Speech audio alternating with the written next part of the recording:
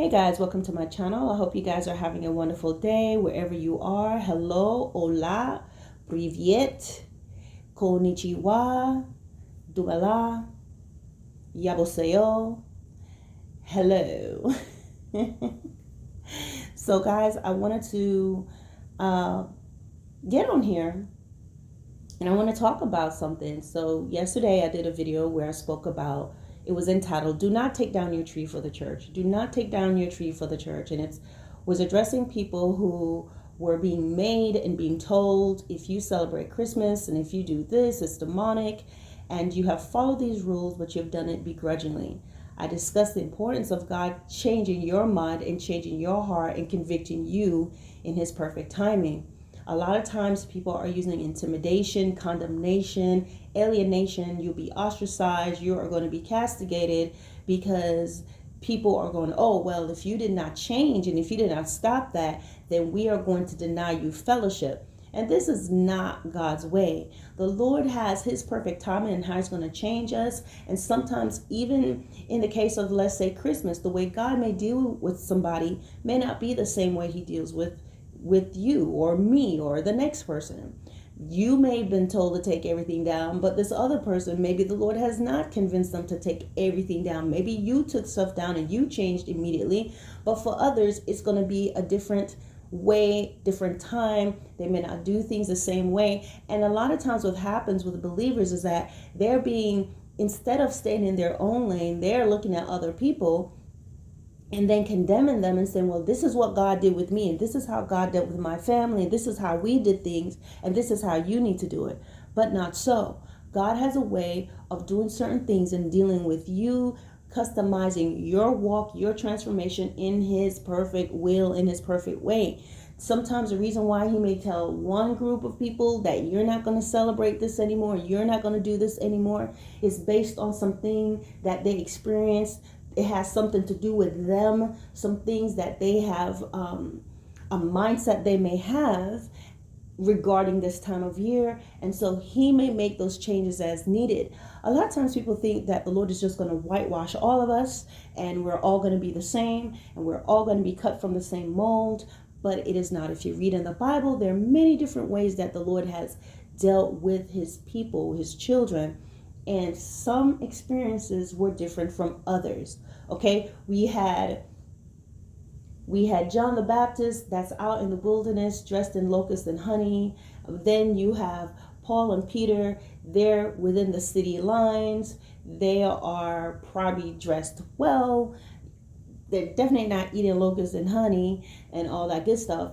John, I don't believe he had any wine. Samson could not have wine. He could not have his hair shaven ever. Okay. We had David, who was a shepherd boy. By all means, he would not have qualified to be king. His brothers, his older brothers, according to perhaps human standards, would have been more qualified. They were tall, ruddy, they were older. Of course they should be the ones to be, one of them should be anointed as king. But what happens?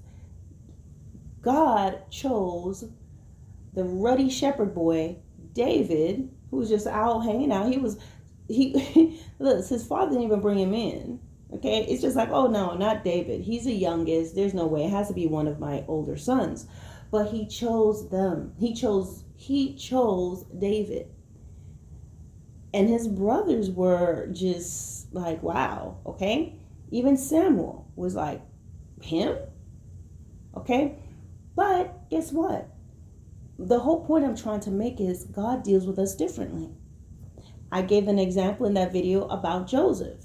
Joseph, who was sent to Egypt as a slave, ended up becoming second in command from the Pharaoh. The Pharaoh took off his ring and put it on Joseph's finger. I guarantee you that ring had to have some sort of insignia that would have been tied to the Egyptian gods. Joseph had on Egyptian clothes. Eventually, as of such, his family did not recognize him when they went to Egypt for the famine. we can question all of these things and say, God, why did you do that? We can question God and say, Lord, why did you have that prophet marry Gomer, the adulteress, the woman that she was a prostitute, and she had a bunch of children? Why wouldn't it have been enough for the prophet to speak? I believe he was Hosea. I'm not sure. I think it is. Why wasn't it enough for Hosea just to be able to talk about this and prophesy? Why would you send him to go and marry and have children with a harlot? Do I really need to demonstrate it that perfectly? I want to do that, Lord. So we got to understand that God works with people in different ways. He sent Necho, the Egyptian, to do something. The Lord commanded Necho, the Egyptian, to carry out a battle, to do something against a certain group of people. And Joash, who has been beloved by God, who was saved from annihilation from his grandmother Athaliah, he got in the way of God. He was trying to stop Necho. And Necho said, I have no issue with you. I've come to carry out what I have been told to do, what I've been called to do by your God. But Joash didn't believe that, because you're an Egyptian. There's no way my God spoke to you to tell you anything. So he tried to go against Necho. Necho tried to explain over and over again, I have no issue with you. Do not get in my way. I'm here to carry out what has been instructed to me by your Lord, by your God. Joash wasn't having it, and he ended up dying. Why? Does that make sense? Joash was a good king, but Joash and any one of us should be very careful that we don't get in the way of God to say there's no way God has his hand on this person. Sometimes we can get so familiar, we think we know God, that we think that we can stop people and tell people no. So when the Lord is, the way God is going to deal with you on holidays, and it could be your walk of transformation, anything, we cannot assume that this is what he's going to do with the next person. So I lay the foundation, though lengthy, to kind of tie in what I spoke about in that video. I will pin it below if I remember, so that you can take a look at it. And now this video is going to be talking to others where, let's say you don't celebrate Christmas. If you don't celebrate Christmas, whether it's just a decision that you made on your own, you don't want to have to deal with the pressures of the holidays, you just don't want to, you find more peace with it, it brings you stress, you have stopped celebrating it, or perhaps it was something that the Lord showed you that you need to stop doing. Do not feel obligated that you have to follow what everybody else is doing. Sometimes when you're choosing not to celebrate certain holidays, people are looking at you like something is wrong with you. I don't celebrate Halloween. I used to celebrate Halloween, but I just don't anymore. I've always felt Halloween was kind of creepy. Even when we'd walk around in the neighborhoods, it was like some houses. It was just so many things. I remember the children were young, they were small, and we're walking around, and there's a house that they had these, dummy heads, but they look like severed heads hanging from the tree. And there's this clown sitting there with the candy to give to the children, and the whole sound effects going on, right? Their heads, their gravestones, they have the cobwebs all over the house, and there's a clown handing out candy. And our children were so terrified, but the parents are going, go up there, yeah, go get the candy, and the child is just like, oh my gosh. Or now you pick them up and then you take them up there. There is so much fear involved in that, guys. And for children, they are like sponges. Young children, they are so what we may look at and think, oh, it's scary, but it's not that scary. To them, it's terrifying. You have to think they're little, their size, everything looks so big, everything looks so different. And children are very innocent, so their sensitivity to evil or anything that looks like it, it's just on a grand scale. So their whole experience is weird. But what happens after a while, they get used to it, right? You go every year, and then suddenly that child is no longer, they become desensitized. Okay, they're used to seeing blood and a severed head and a graveyard and tombstones, and now it's no longer scary, it's fun. So there were just a few things to include that and other things why the Lord began to just deal with me on it. But I always felt a certain discomfort. Now, some of you may not celebrate Christmas because of the stress. You know, normally that's how it starts. Before God deals with you about it, perhaps there's something about the holiday, as long as you have been a child, that stressed you out. Okay? Sister today she commented on my video that I did about not taking your tree down, and she mentioned some things about, ever since she was young, just the pressure of the holidays, and then how she felt getting older and no longer celebrating it, and how people look at her as if she have two heads because she does not celebrate Christmas. And people may condemn you, and they may say, well, this is Jesus's birthday, you're not going to celebrate the birth of Jesus. But historically, there is no proof. The proof that people have about Jesus, the timelines, it's not Christmas.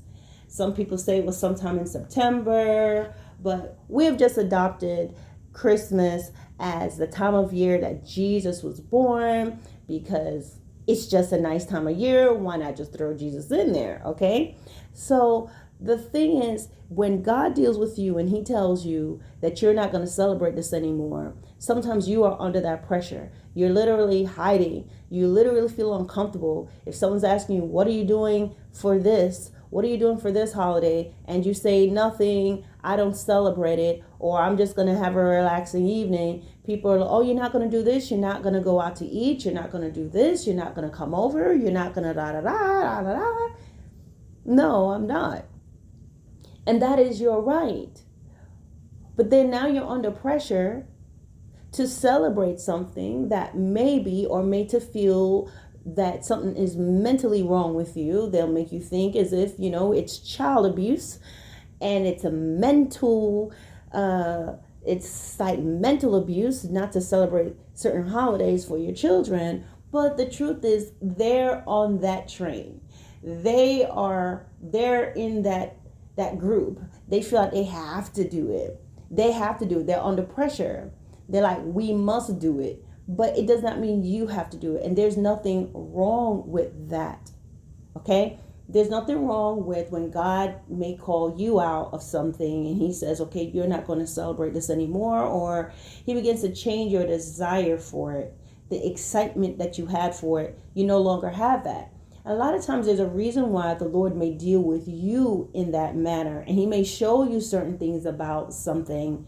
And a lot of times you'll find out it's something deep is rooted in some things that may have happened when you were younger, why there was a celebration. He may just show you how you're just simply following the crowd and why you shouldn't. But the bigger picture is never really so much about Christmas itself or that holiday itself, but giving you an understanding of why you may do those things, why you feel like you have to buy this, why now you're under pressure to spend more money because who you're trying to keep up with, why you don't want to look bad because your older brother, younger brother, your sister is going to give your parents something fantastic. So you have to go out and try to buy something to make them feel so that they don't laugh at your simple gift. You can only afford to maybe buy them an espresso maker, but then you have an older brother that's going to go out there, or younger sister that's going to get your parent a trip. They give them a cruise. That's their birthday gift. So now you're feeling bad, feeling that your espresso maker is not enough, and you were only planning to budget for the espresso maker, but because they did that, now you're going to put yourself in debt to buy your parents or buy your wife or to send your family on an all expense paid cruise or all expense paid trip to, to do a European tour or something like that, because you need to keep up with the pressure or keep up with that family member, right? That always brings the perfect gift. There's always pressure of whose house is going to be looking good and who has the biggest decoration, where we're going for the holidays. So these may be some things that you have experienced, and there's been pressure for that, and the Lord sets you aside and begin to show you some things and why you're doing this, and he may give you the peace where you don't have to do this anymore. He may even show you some history about some things. But when I'm so sorry. So whenever he changes you and he transforms you and he says no longer, you don't have to feel like you need to do what everybody else is doing. When you read in the Bible, if you read the Word of God, there are some main, I won't say characters, but there are people who stood out. Okay? Adam stood out to me. Abraham stood out to me. David stood out to me. Okay? Joseph stands out. And John the Baptist. And then Peter and Paul. And of course, Jesus. Top. Okay? But what I'm saying is, each of them had a different walk. Each of them had a different walk. Okay? Adam sinned one time and he lost everything that day. Him and Eve. Yet, since Adam, people are sinning on a regular basis and not dying on the spot. Is that fair?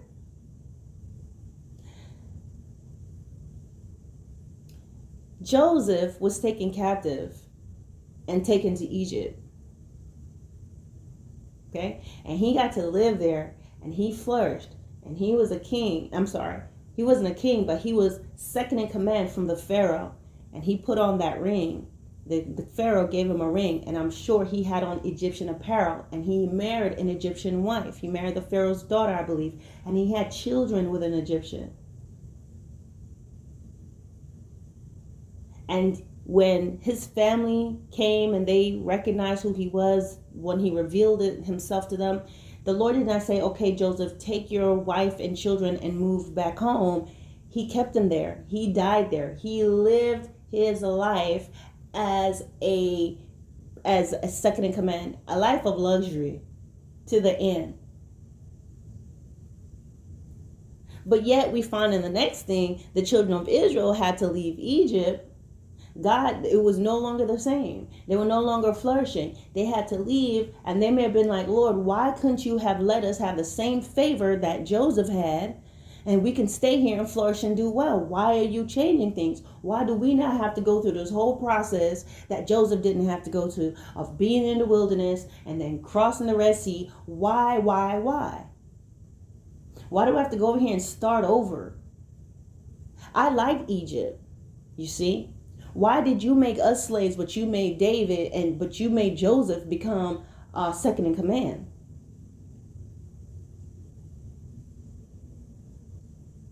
Right? Why is this person over here drinking wine, Lord, but you're telling me that I can't have any strong drink? I believe that was Samson.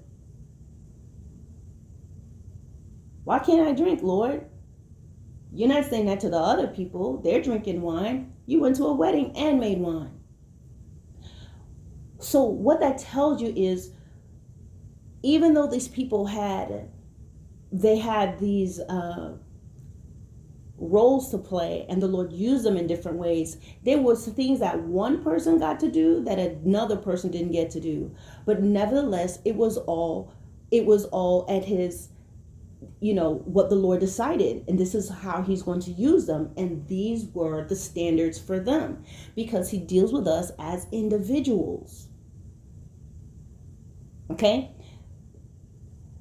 Joash, who was a king, he was beloved. He was the only surviving child of, because all his brothers were killed by their grandmother Atalia. She killed all of them, okay, so that she could become king. Once their father died, she decided, the evil in her came out, and she had all her grandsons murdered. And Joash was hidden, okay, by a family member, and he became king at a very young age. And so he had favor, and he followed God. He followed the commands of God. In my opinion, he was beloved by God. But then there came a time that the Lord sent an Egyptian prince or king.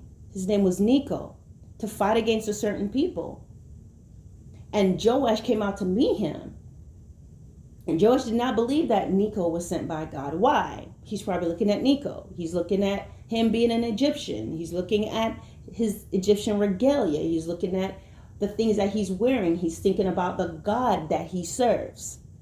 So you guys worship the sun, and you worship Ra, and you do these things. There's no way that my God, the God of Israel, would send you to do anything. And Necho is actually conceding with Joash and saying, I have no problems with you. I've come to do what I've been sent to do by your God. But Joash, getting in the way, saying no, ended up dying.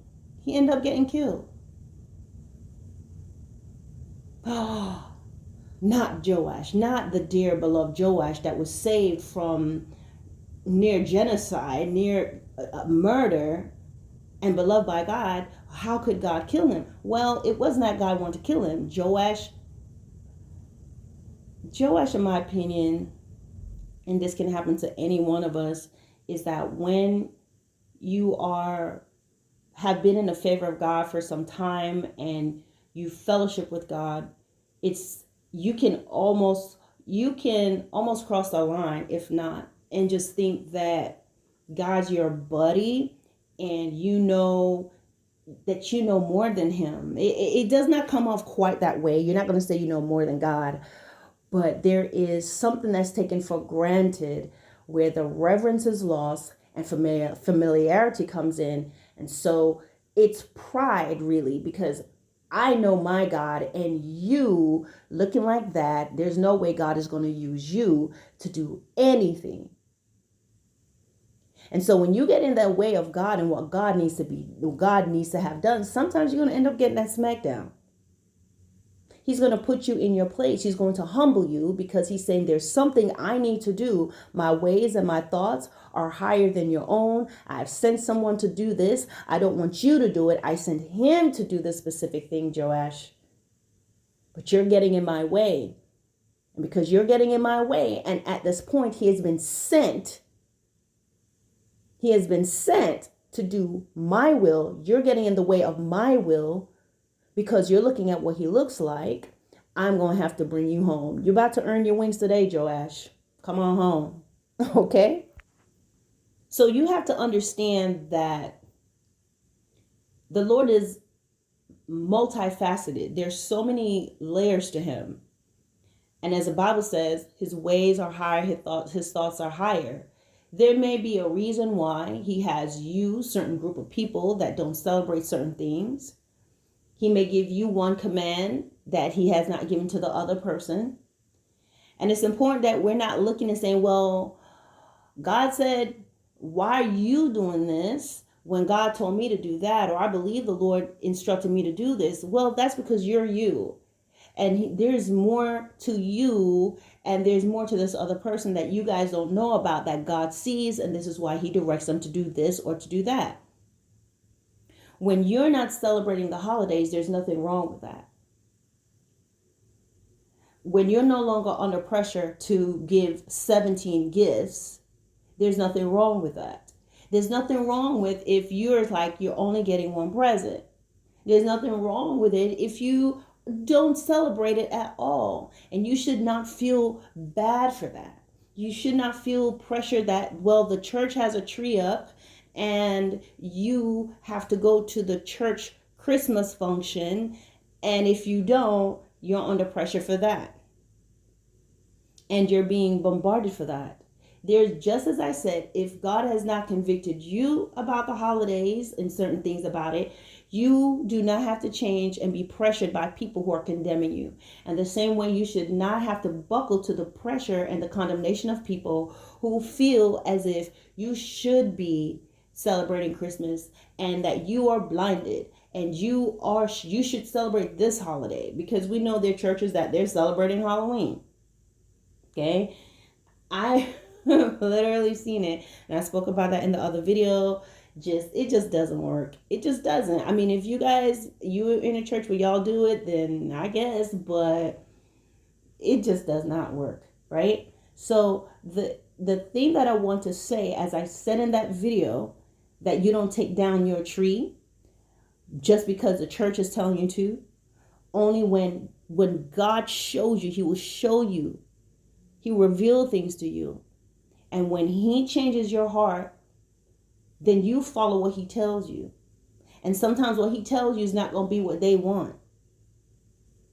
And the same way, when God changes you and you're no longer under pressure, you do not put up trees, you don't do this, you prefer to have a quiet evening, however you want to do it. You are not in the Christmas traffic, you're not in the Christmas shopping madness. You don't do any of that. You should not feel pressured. You should not feel pressured at your job, because the common conversation is, what are you doing for the holidays? Do you want to come over for the holidays? Did you get all your Christmas shopping done? Did you do this? Is your family coming over? What are you guys doing? And if you say, I don't celebrate Christmas, then people are looking at you like you're crazy, not only at your job, but also at your church, maybe in your community. You may live in an area where all the houses down the street, they're all decorated with Christmas lights.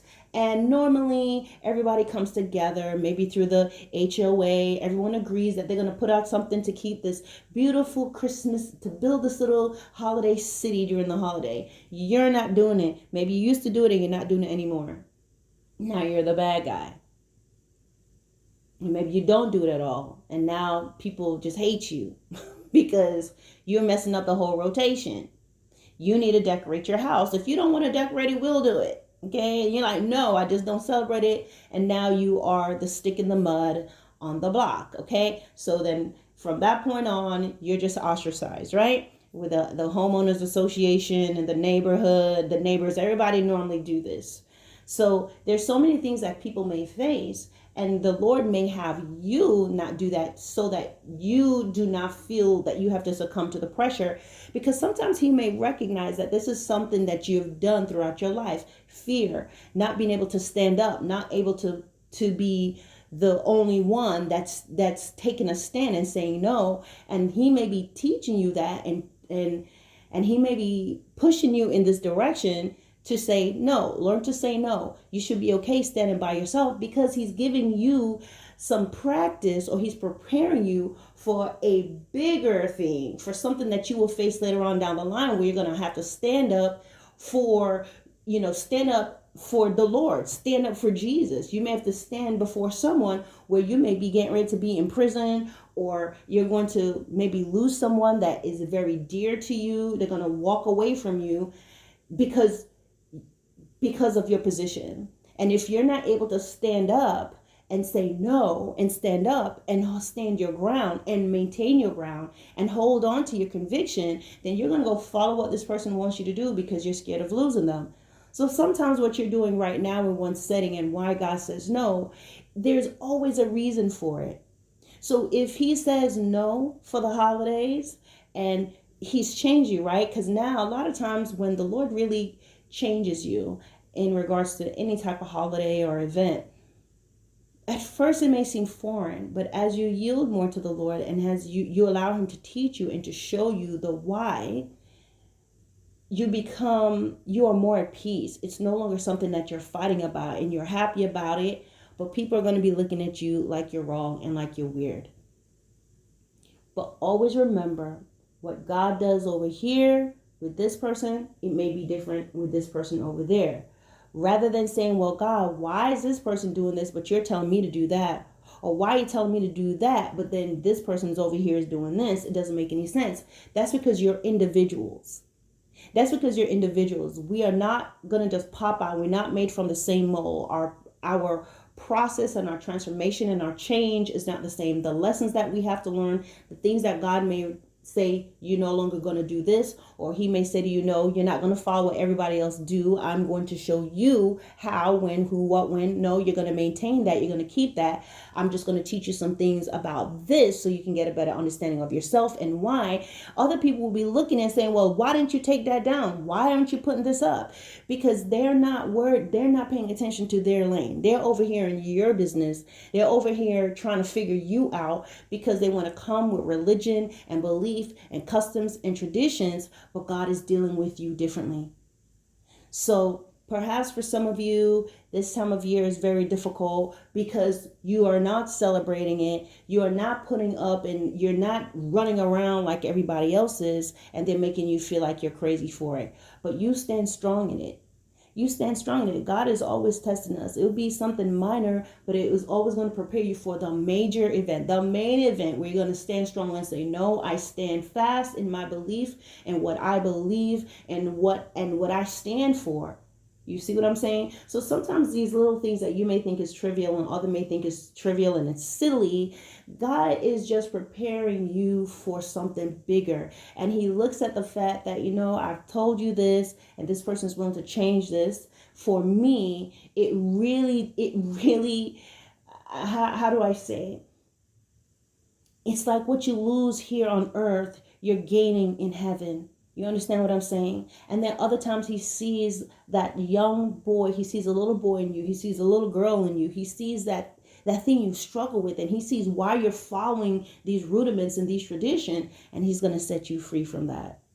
You understand what I'm saying? So guys, I hope this video makes sense. It's a little bit longer than I would intend.